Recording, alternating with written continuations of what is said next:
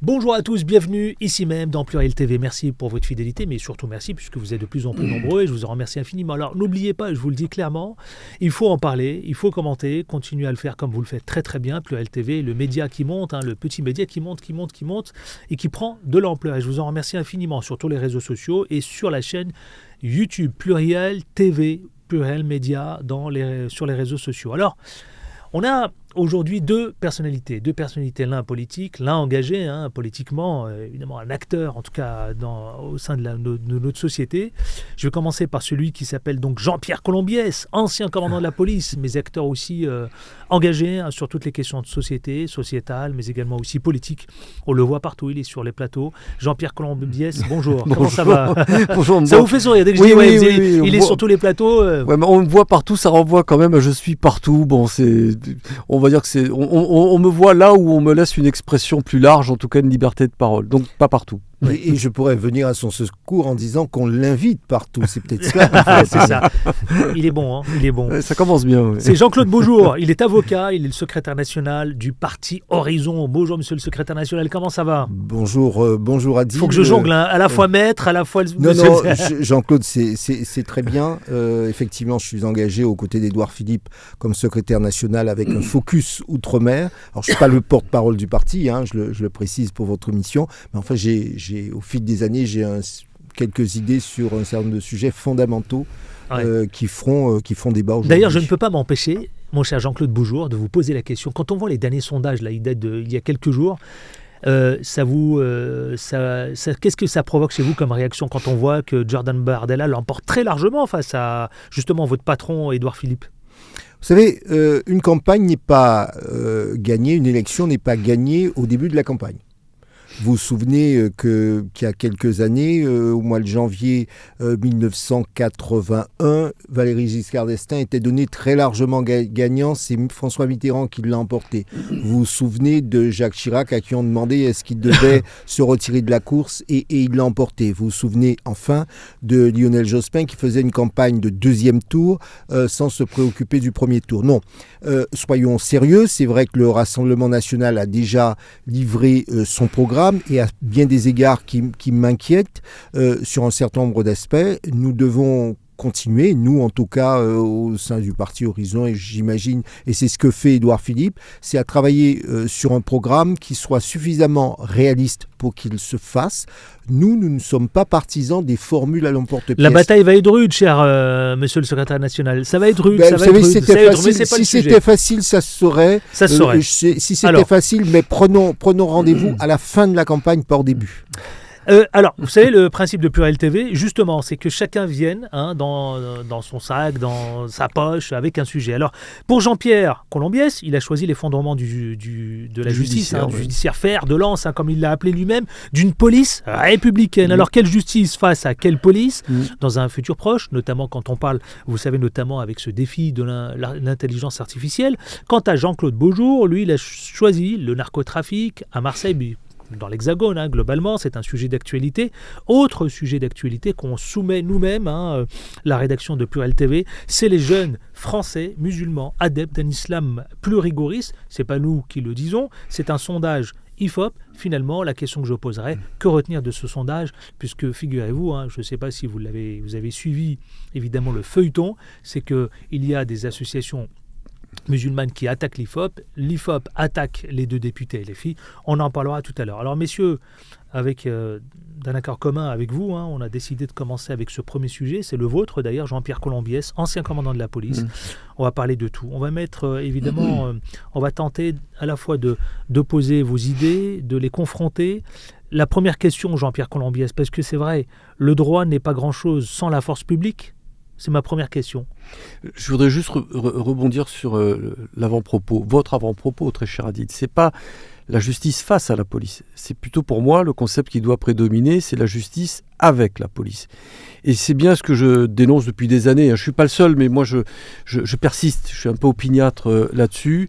Les gouvernements, les pouvoirs, de quelque bord qu'ils se soient, revendiqués, droite, gauche, on va faire simple, ont pulvériser l'appareil judiciaire pour des motivations très claires. On n'est pas là pour tenir la langue de bois, j'espère. Hein. Non, mais c'est pour ouvert. avoir la libre Vous parole. parlez, il peut répondre à tout moment. Non, mais il n'y a pas de souci. C'est pas une attaque. C'est pas une conférence. On est dans un débat. On n'est pas dans l'attaque On est dans un dogmatique débat. ni personnelle, mais force est de constater. Moi, j'ai quand même exercé pendant 34 ans dans la police et j'ai subi plutôt, moi et mes collègues et moi, nous avons subi les errements dogmatiques de tous les pouvoirs politiques qui se sont succédés depuis plus de 30 ans. Ce que je veux dire par là, c'est qu'il y a une offensive, directe ou indirecte, sur l'appareil judiciaire et la procédure judiciaire. La raison de ces attaques, elle est claire, c'est que le pouvoir judiciaire gêne. Il a commencé à gêner déjà dans les années 80 avec l'affaire Urbac-Graco, quand les financements du Parti socialiste avaient été mis en relief. C'est l'affaire Godino, pour ceux qui ont plus de 40 ans plutôt, où on s'est rendu compte que le financement des partis politiques posait problème et qu'un simple enquêteur de la brigade financière pouvait en tirer un petit fil. Il avait trouvé juste un bordereau, pouvait démonter tout un système de financement occulte. Et là, ça a été un choc. Pourquoi ? C'était un choc parce que toute une oligarchie politique s'est rendu compte que le pouvoir judiciaire pouvait les gêner, tout simplement.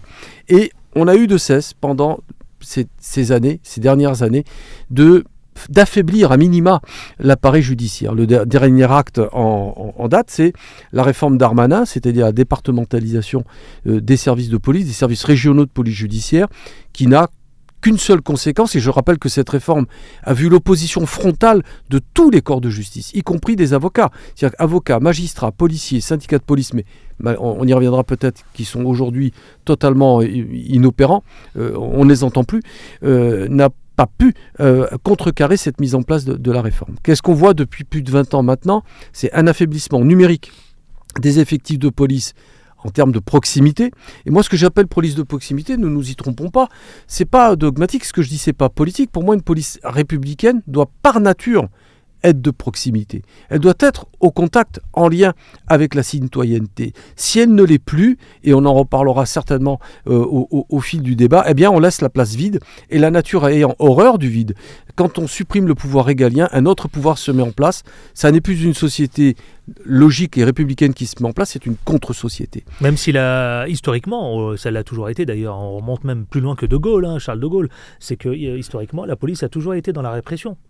Oui, mais bien sûr, depuis Napoléon, il faut le dire, la philosophie de la police française, elle est plus spécifiquement tournée vers la protection du pouvoir. Ça, c'est clair. C'est historique. C'est pas une opinion. Il suffit de lire des livres d'histoire. Ça fait du bien parfois de se replonger dans l'histoire. Et je ne suis pas historien. Je suis juste, moi, un amoureux de l'histoire. Mais il y a mécaniquement en France, parce que nous avons eu beaucoup de révolutions, tout simplement, et un basculement de certains régimes par des manifestations populaires, il y a eu un réflexe de se protéger soi-même plutôt que de protéger le plus fragile. On a créé d'ailleurs la police judiciaire, fin du 19e siècle. La réflexion sur la police judiciaire est arrivée à ce moment-là, avec le développement des attentats anarchistes et une opposition politique beaucoup plus active, beaucoup plus, entre guillemets, criminelle, qui n'était pas universelle d'ailleurs dans les mouvements de gauche. On pourrait en débattre là aussi. Donc on a créé les brigades judiciaires parce qu'il y a eu la bande à Bono, des bandes de criminels, et puis bon, on s'est rendu compte que la police judiciaire avait toute son utilité. On reviendra sur les défis qui nous attendent là. Justement, je voudrais donner la parole à Jean-Claude. Oui, parce qu'il faut revenir au budget, qui font qu'aujourd'hui la justice française est dans un état de clochardisation réel. Jean-Pierre Colombier, je vous rejoins et vous avez absolument raison. Je voudrais juste donner la parole parce qu'effectivement, l'idée c'est de confronter vos points de vue et d'essayer de voir, sur ce sujet précis, est-ce que vous êtes d'accord ou est-ce que, au contraire, votre vision, elle est totalement différente de celle de Jean-Pierre Colombier. Jean-Claude Beaujour. Elle n'est pas totalement différente sur l'explication historique, parce que ça, à peu près, globalement, tout le monde, il y a une tendance qui consiste effectivement à consolider cette position historique. L'intérêt aujourd'hui pour moi, en tout cas le sujet, c'est qu'est-ce qu'on fait, comment on gère le présent et l'avenir. Et c'est la raison pour laquelle il m'est arrivé sur votre plateau, sur vos antennes, cher Adi, de dire nous devons revenir à l'état de droit. Parce qu'à partir du moment où l'on revient à l'état de droit c'est quoi ? C'est pas la tarte à la crème comme certains ont pu me l'opposer, c'est le fait, dans un système comme le nôtre, de revenir à la règle pour pouvoir régler éventuellement les différends, etc., etc. Premièrement. Donc à ce moment-là, c'est plus la police ou la justice ne vise pas à protéger ou attaquer Pierre, Paul ou Max, mais à dire voilà ce qu'est la règle et appliquons, faisons, parce que c'est ça aussi la police et la justice, faisons en sorte que la règle soit appliquée. Encore faut-il, deuxième point, que la règle soit correctement écrite par les députés, par les parlementaires. À quoi assiste-t-on ? On assiste, et on l'a souvent dit, tout le monde se plaint de l'inflation législative. Mais l'inflation législative, elle existe parce que simplement, chaque fois qu'il y a un problème, on répond en disant on va faire une loi. Et on fait des lois qui sont parfois des d'opportunité, de circonstances, qui sont mal adaptées, qui sont contre-productives, qui font que même nous, avocats, il arrive qu'on ne sache pas quel est le texte. Vous savez, par exemple, puisqu'on parlait quand vous dites souvent loi, les gens pensent à règle pénale. Vous savez qu'en matière, en droit des affaires, dans l'activité économique, combien d'infractions pénales que vous avez ? Plus de 10 000 infractions pénales dans le droit des affaires. C'est-à-dire que l'homme d'affaires qui vient me consulter ou qui consulte un pénaliste, on sera incapable de lui dire voici ce que vous ne pouvez pas faire, ce que vous pouvez faire. Donc on voit bien qu'il y a une inflation législative, les textes sont mal écrits, donc un manque d'efficacité, c'est le deuxième point. Enfin, le troisième point. Pourquoi est-ce qu'il est, de mon point de vue, très contestable, en tout cas dangereux, d'opposer d'une part justice et police, de dire dans un camp ou dans un autre, les juges sont mauvais, pour l'autre camp, ce sont les policiers qui sont des tueurs. Ouais. Et ça revient à quoi ? Je vais vous dire ce que ça provoque. On est en train d'assister à ça, justement. Je vais vous dire ce que cela provoque. Tout d'abord, quand on est un tout petit peu honnête intellectuellement, je vais vous dire, vous avez, comme toute communauté humaine, vous avez toujours des canards boiteux. Comme vous en avez chez les journalistes, comme vous en avez chez les médecins, vous avez toujours des canards boiteux. Mais cette tendance qui consiste à dire, quand il y a quelques canards boiteux, et aussi regrettable soit-il, qu'on jette en pâture toute une profession, tout un corps, c'est détestable. Pourquoi ? Et c'est cela qui, pour moi, est le plus dangereux. Au-delà du fait que humainement c'est inacceptable pour tous les hommes et les femmes qui travaillent dur, parce que le magistrat français, il a 2 fois plus de dossiers que ses collègues, 2 ou 3 fois plus de dossiers que ses collègues européens. Ne nous racontons pas d'histoire. Certains magistrats croulent sous les dossiers, sous les requêtes de toute nature. Le risque, c'est qu'en réalité, on attaque pas simplement l'institution judiciaire ou l'institution de la police, mais c'est une petite musique qui consiste à finalement à mettre en critique toutes les institutions, tous nos corps de métier. On ne respecte plus, on n'a plus ce qui faisait encore la société, c'est que on respectait les institutions qui formaient, qui faisaient, qu'on fait société. Là, vous savez ce qu'on entend ? C'est surtout au bout du bout, c'est tous pourris. C'est de toutes les façons, il n'y en a que pour les riches. Non, mais à qui la faute ? J'aime bien une fois qu'on a dit ça, mais à qui la faute ? Tous pourris, on dirait vous découvrez ça, cher non, Jean-Claude Beaujour. c'est pas. Attendez. Tous pourris. C'est parce qu'il y a un divorce avec la chose politique. Ne vous moquez pas. Ne vous moquez pas de moi. Je ne découvre pas. Non, je me permettrai pas. Non, mais je ne découvre pas. Je dis simplement, nous sommes arrivés au bout du bout. On l'entendait déjà avant. Mais à la limite, quand j'étais jeune, pardonnez-moi, je n'osais pas vraiment, ou quand un policier m'arrêtait, ou parce que j'étais à mobilette sur le trottoir, ça me gênait. Maintenant, vous voyez, parce qu'il n'y a plus le respect de l'institution, vous allez à la pharmacie, vous êtes obligé d'avoir des vigiles. Excusez-moi, mais... C'est vrai. Oui, il y a des vigiles partout, à tout va. C'est vrai, il y a un constat aujourd'hui qui est alarmant à l'entendre parler. Et je peux vous dire qu'en tant qu'avocat, vous avez aussi les attaques de remise en cause des enseignants. Oui. Maintenant, les enseignants doivent se justifier face à la moindre remarque de l'élève qui forcément est l'élève roi. Donc oui, nous avons un sujet sur le rapport à l'institution, le rapport à l'autorité, et je ne dis pas que ce soit facile à gérer, mais je crois qu'il y a un certain nombre de pistes de solutions à ce sujet. Je vais le dire à l'ancien commandant de la police, Monsieur le maître, donc Beaujour, il est en train de nous dire clairement aujourd'hui que c'est inquiétant. Pourquoi ? Pour une chose toute très simple, Jean-Pierre Colombiès, c'est qu'on ne respecte plus ni la justice, ni les forces de l'ordre. C'est ce qu'il dit, en gros. Ah non seulement il le dit, mais j'ai envie de dire bien évidemment qu'il a raison de le dire, mais je vais peut-être envoyer une petite pierre dans le jardin de mon interlocuteur. Vous en êtes responsable. Pas vous, personnellement, mais les politiciens et les politiciens que vous assistez ou que vous représentez. Pourquoi je dis ça ? Parce que le constat que vous faites, c'est pas d'aujourd'hui. Et non seulement c'est pas d'aujourd'hui, mais tous les gens qui aujourd'hui ou de près ou de loin exercent le pouvoir ont été prévenus. Ils l'ont vu. Enfin, je veux dire, quand on fait un peu de sociologie, on en parlait avant la prise d'antenne sur les implantations immobilières, les grands plans d'urbanisme qui ont consisté à éloigner certaines communautés très très loin des centres-villes, entre guillemets, bourgeois. nous savaient que ça allait poser des problèmes d'assimilation, d'intégration et d'opposition sociale. Quand vous avez un président de la République qui annonce tout fièrement qu'on va supprimer un fonctionnaire sur 2, vous voyez à peu près de qui je veux parler, et qu'on se retrouve aujourd'hui avec des quartiers vides de tout ce qui de près ou de loin représente l'État. Il ne faut pas être non plus sortir de Polytechnique d'X ou de l'ENA pour savoir que ça va poser un problème sécuritaire, et je vais beaucoup plus loin, un problème de société. Ça va poser un vrai problème. Tous les politiciens qui, de près ou de loin, ont appartenu à ces mouvements politiques, et ça tombe bien puisque vous êtes du parti Horizon, donc de M. Édouard Philippe, qui lui-même était à l'UMP, je crois pas me tromper, et donc savait très bien ce à quoi mener la politique qui a été menée par son mentor, M. Nicolas Sarkozy. Monsieur Édouard Philippe, à une certaine époque, a bien géré, comme on l'a constaté, la crise des Gilets jaunes. Oui. Je n'ai pas le souvenir non plus qu'il ait mis, je dirais, un point d'arrêt à la désertification de certains parquets, de certains corps de la magistrature. Et vous le savez mieux qu'un autre, vous êtes avocat. Vous savez que nous manquons de greffiers, de magistrats. On est à un état où il faudrait le double de magistrats. On n'a rien fait pour contrecarrer ça. Et vous parlez des lois. Comme l'a fait remarquer Adil, les lois sont bien votées par les députés, par les législateurs. Moi, il y a des lois qui m'ont fait hérisser, qui m'ont fait hurler. C'est passé, et je peux vous dire que ça a été voté, alors même que les techniciens du ministère de l'Intérieur émettaient non seulement des réserves, mais disaient qu'elles étaient complètement contre-productives. On ne les a pas écoutées. Correctionnalisation des clients de prostituées. Conséquence, les prostituées se sont reculées de plus en plus loin, notamment au bois de Boulogne, dans des lieux où finalement il y a eu deux assassinats. La dernière loi, complètement fantasque, sur le consentement. Je dis fantasque pourquoi ?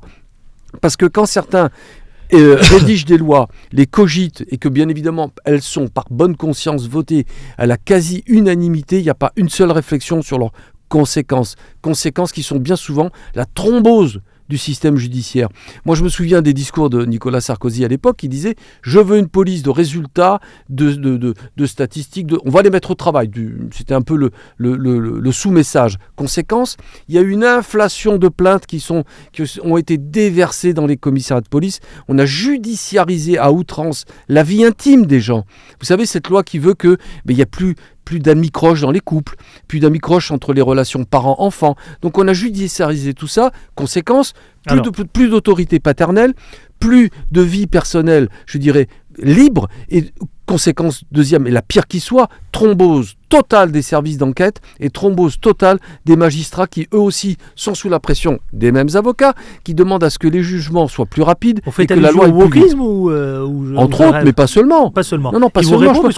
Sans aller jusqu'au wokisme, Alors, une sorte de bien-pensance qui est de droite comme de gauche. Il y a Jean-Claude Beaujoire, il va vous répondre parce que vous l'avez interpellé sur plusieurs points. Alors, vous m'avez interpellé sur plusieurs points, mais j'ai compris qu'on n'a pas non plus 24 heures pour pouvoir tout aborder. Donc, je vais essayer d'être synthétique. Tout d'abord, moi, je n'étais pas à titre personnel aux responsabilités, même si dans ma famille politique, on a été aux responsabilités. Cela dit, vous savez tout comme moi que très souvent, quand vous avez un projet, quel qu'il soit, il faut avoir un consensus. Or, très souvent, vous savez, ce qui me frappe, très souvent les gens sont d'accord sur l'objectif et lorsqu'on dit on y va, tout le monde vous dit oui, mais il ne faut pas que moi, j'ai quelque effort à faire. Vous avez, dans le même temps, il faut réduire en tout cas les impôts, il faut faire des économies, et chacun vous dit, il faut me donner budgétairement plus d'argent.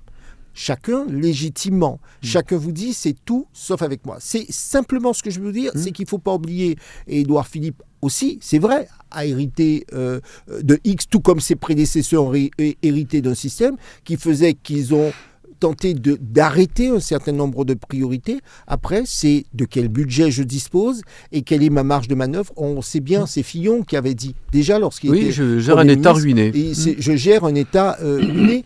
Donc, on comprend bien la difficulté. Édouard Philippe le dit, il dit, ça n'a pas toujours été facile, je n'ai pas tout bien fait, mais on a essayé de récupérer quelques options. Ça c'est sur le principe. Mais je vais revenir sur le fond de votre interpellation. Oui.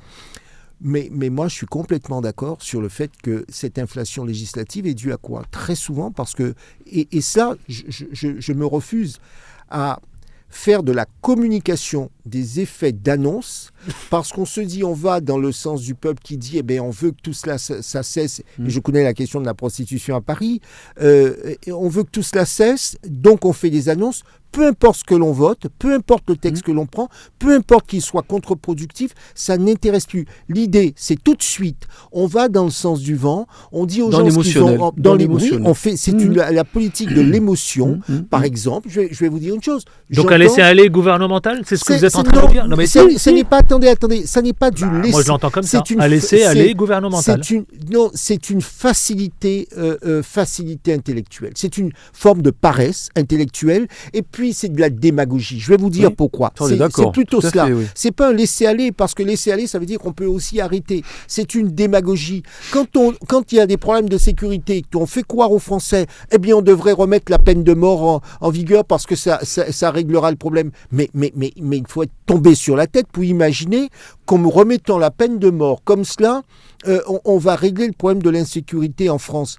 Mais de la grande criminalité. Mais bien sûr que nous sommes chacun, vous et moi, nous prenons le métro pour ceux qui habitent les grandes villes, je prends le bus, je prends le train, nous pouvons tous être victimes d'actes d'incivilité, d'actes d'agression. Oui, et pour autant, on ne peut pas raconter n'importe quoi. Et je crois que c'est là où il faut revenir, j'ai envie de dire, à probablement moins de communication. Et communication, ça ne veut pas dire parce que vous allez à la télévision, vous faites plus de communication, c'est pas cela. C'est être moins dans l'effet d'annonce pour les élus, être plus dans la réflexion et l'honnêteté intellectuelle. La question de la sécurité ou de l'insécurité ne se réglera pas d'un coup de baguette magique, et elle ne se réglera pas. Mais pourquoi on n'entend pas ceux qui font des propositions concrètes? Enfin, moi, à votre différence, malheureusement, peut-être, je ne sais pas, je n'ai pas d'accès avec des gens à haute responsabilité, on va dire, ou qu'on peut entendre au niveau national. Mais quand en 1995, on supprime purement et simplement le corps des inspecteurs, dont je faisais partie humblement, qui était un corps spécialisé dans la rédaction de la procédure. Et ça me paraît quand même assez précieux comme outil, qu'on le supprime et qu'on ne fait rien depuis 1995 pour améliorer cette formation-là.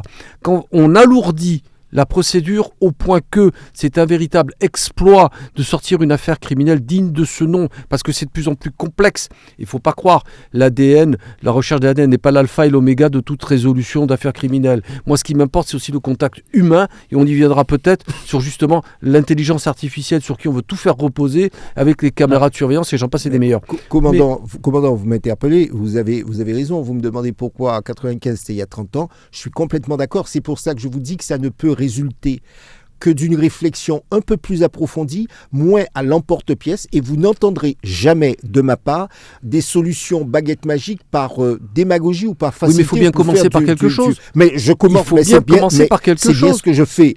Devant vous, c'est bien ce que je fais. Je remercie Adil Farkan de nous inviter, en tout cas de m'inviter à débattre, à réfléchir. Je crois qu'il faut que nous prenions le temps de réfléchir, d'expliquer déjà à nos concitoyens que les situations complexes ne se résolvent pas comme ça d'un coup de baguette magique. J'entends dire il faut de la volonté politique, mais c'est de la posture, de la posture. Il faut beaucoup plus que cela, et c'est cela qu'il faut à la fois travailler avant de faire des propositions. Sauf que le constat, messieurs, parce qu'il faut qu'on avance, et je vois le temps défiler, je vous le dis clairement, mais je voudrais qu'on pousse un peu plus. Vous avez fait référence à l'IA. Le constat, très vite. Vraiment, je vais vous donner la parole. Écoutez-moi, messieurs, le constat, l'un et l'autre, c'est l'affolement sécuritaire qui est inefficace et liberticide. Clairement. C'est comme ça que je l'entends. Ouais. Alors, est-ce qu'il n'y a pas un climat anti-police, et qu'est-ce qu'il faut faire? Bien sûr qu'il y a un climat anti-police. Alors, juste parce qu'il faut qu'on avance. Mais bien sûr, mais on a tout fait. On parle de ces nombreux blessés. On parle de l'acte des Gilets jaunes. On parle des éborgnés. On parle d'une police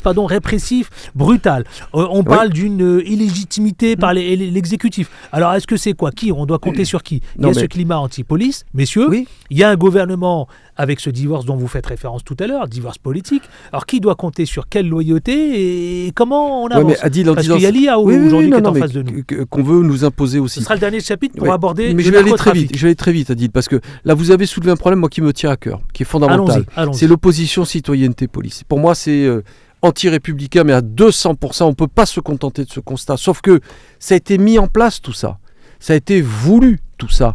Ça a commencé avec Sarkozy encore. Pourquoi ?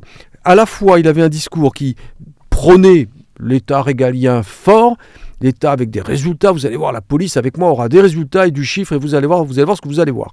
Dans le même temps, on supprimait la police de proximité, qui pour moi est fondamentale dans le bien vivre, dans le vivre normalement, avec un contact sain avec sa police et sa citoyenneté. Mais dès lors qu'on retire ça et qu'on oppose aux Français qu'une force de police habillée avec des policiers, vous savez, l'uniforme a beaucoup d'importance dans le visuel et dans la communication qu'on renvoie. Des policiers qu'on habille en G.I. Joe, en Golgoth, avec des gilets tactiques, enfin, on a l'impression d'être dans un film de science-fiction. Mais c'est l'IA, vous avez fait référence à l'IA. Non, mais attendez, vous allez comprendre où je veux en venir. Quand on a, je pense au rapport, aux conclusions du Beauvau de la sécurité, qui met l'accent sur quoi ? Qui appuie sur quoi ? Sur les forces de maintien de l'ordre. On parle de renforcement de CRS et de gendarmes mobiles. Pas un mot sur la sécurité publique ou le judiciaire. Et là, je suis désolé, mais vous avez peut-être un message à faire passer à M. Édouard Philippe, parce que je n'ai pas le sentiment qu'il est dans les sondages. Il a raison, le commandant de police. C'est vrai, parce que là, Édouard Philippe, il est parti, en tout cas, pour les élections présidentielles de 2027. Il l'a annoncé clairement. Ça y est, le ton est donné. Non, mais je vais finir, je ne veux pas monopoliser la parole. Mais ce à quoi j'ai assisté personnellement pendant les manifestations des Gilets jaunes, et ensuite contre la réforme des retraites, et je ne parlerai même pas de la gestion de la crise du Covid, qui était sans queue ni tête, on en a parlé sur le plateau de Beurre FM, et je le remercie encore. Et que ça dure 8 mois. 8 mois d'opposition frontale entre une opinion publique et des forces de l'ordre, dans une incohérence totale, hein, je peux vous l'assurer, hein, parce que j'avais des liens avec des policiers de quartier, j'avais des retours sur la gestion du maintien de l'ordre. Crise qui n'aurait pas dû durer 1 mois. Et qu'on s'est installé dans une opposition d'une ultra-violence, je me dis que là, je ne comprends plus rien, si ce n'est qu'on veut véritablement écraser le peuple à coups de matraque, alors que je suis ancien policier. Non, mais je suis ancien policier, donc je sais à peu près de quoi je parle, et quand je vois la façon dont, et j'en ai parlé sur le plateau de Beurre FM, pour ceux qui s'en souviennent, qui ont un peu suivi, je me suis dit là, on se plante parce que ça va laisser des cicatrices, et ça laisse des cicatrices indubitables, parce que c'est pas que ça la police, c'est pas que le maintien de l'ordre. Jean-Claude Beaujour. Nous sommes complètement d'accord sur le fait que la police n'est pas que cela. Mais vous avez dit vous-même que la police de proximité avait été supprimée par Nicolas Sarkozy. Et je voudrais pas donner le sentiment qu'on renvoie à chaque fois à l'autre. C'est pas moi, c'est toi. La réalité, je viens de vous la dire. Oui, bien sûr que nous n'aurions pas dû supprimer la police de proximité, parce qu'effectivement, le rôle de la police, ça n'est pas simplement de matraquer et de faire du maintien de l'ordre. Il peut y avoir un lien social. Ça n'est pas être assistant social. C'est qu'il doit. Il doit avoir un rôle social. Une présence, oui. Avoir de l'information, pouvoir éventuellement être au contact. Je suis complètement d'accord. Et vous avez bien dit que Nicolas Sarkozy avait supprimé cette police de proximité. Là-dessus, nous sommes mais pas que, excusez-moi, oui. Supprimer un policier sur 2, ce qui signifie que quelque part on a même supprimé la police parfois. On en revient, c'est toujours la même chose. C'est pour cela que lorsqu'on dit il faut supprimer, vous voyez, ce sont des formules que je n'aime pas. Il faut supprimer un fonctionnaire sur 2. Donc on dit on se fixe un objectif. Au nom des règles budgétaires. De règles budgétaires, on se fixe un peu comme s'il y avait un tableau Excel et on se dit voilà, il faut. Mais c'est là où je dis qu'il nous faut avoir une réflexion. Quelles sont nos grandes priorités ? Je crois que la question de la sécurité, la question de la justice, je crois qu'un certain nombre de sujets sont des sujets de grande priorité. Et à ce moment-là, on dit quels sont les moyens qu'on va devoir mettre en place pour pouvoir atteindre ces objectifs. C'est un peu ce que je préconise en termes de démarche. Et je crois savoir, parce que vous m'avez parlé de messages, je crois savoir que c'est la réflexion que mène le candidat que je soutiens. Voilà, il va falloir faire remonter les messages, évidemment, de cette police qui défend un certain nombre d'engagements. D'engagement.